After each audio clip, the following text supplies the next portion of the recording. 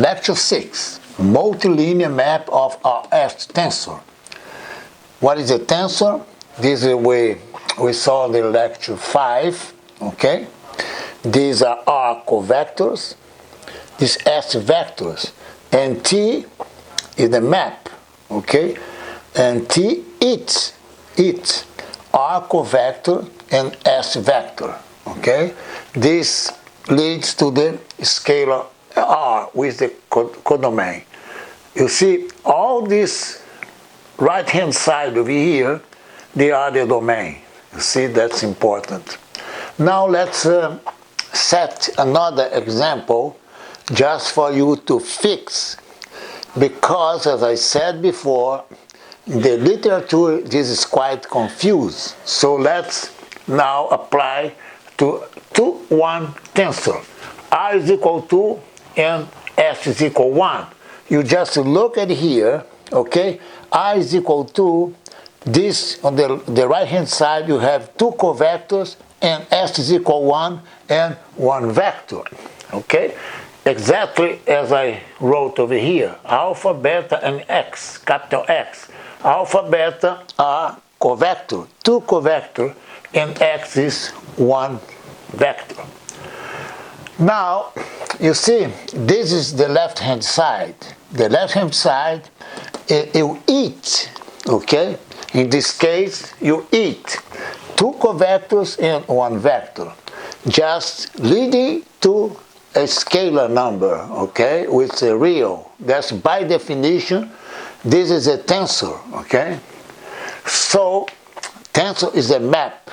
And now, this T here is a map, okay? Don't confuse that. A T here eats 2 covectors and 1 vector, okay? Like I wrote over there. So, exactly what we did on the previous lecture, lecture 5, for 1 and 2, okay? This is 2, 1. I just, you see, write down, this is a map, okay? You eat, okay? 2 covectors and 1 vector, okay? On the right hand side. I just write the 2 covector, alpha m dxn. This is Cartesian product, alpha m dxn, Cartesian product xp partial of xp. This is 1 covector, and these are 2. This is 1 vector, and these are 2 covectors, okay, as I emphasized. Now, you see, you look at here and see clearly that the slot, this X, capital Xi and alpha m, that they are scalar, so the inner product, okay, it is linear, okay? So I just apply partial xi apply to dxm. You see? Partial xj will apply to dxn.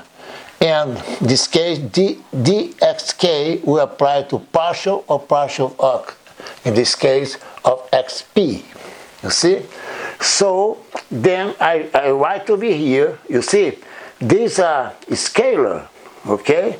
There's a functions, okay? They does interfere in the product. I just put outside over here.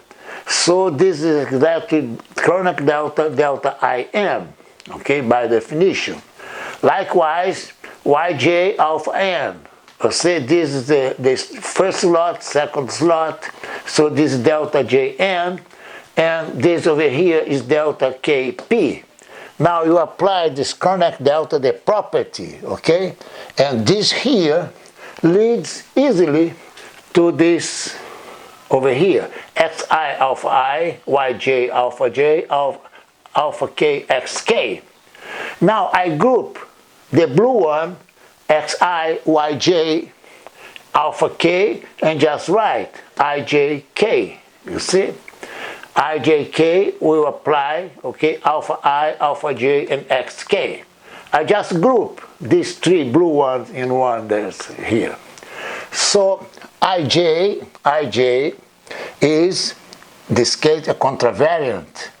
K is the covariant. Okay? So alpha I, alpha j are the components of the two covectors. Xk are the components of the vector, one vector. See, exactly like this. So T applied to alpha, beta, j. So I developed, you see this here in the right hand side. Now I developed and obtained the left hand side over here. And remember that this here is domain, codomain. You see here only dummy indices, okay? K, dummy, I, dummy, J, and dummy. So that's a definition of a tensor. Tensor is a map, okay? Note that the tensor 2,1 eats two covectors and one vector, as I said before, okay? And returns a real number R.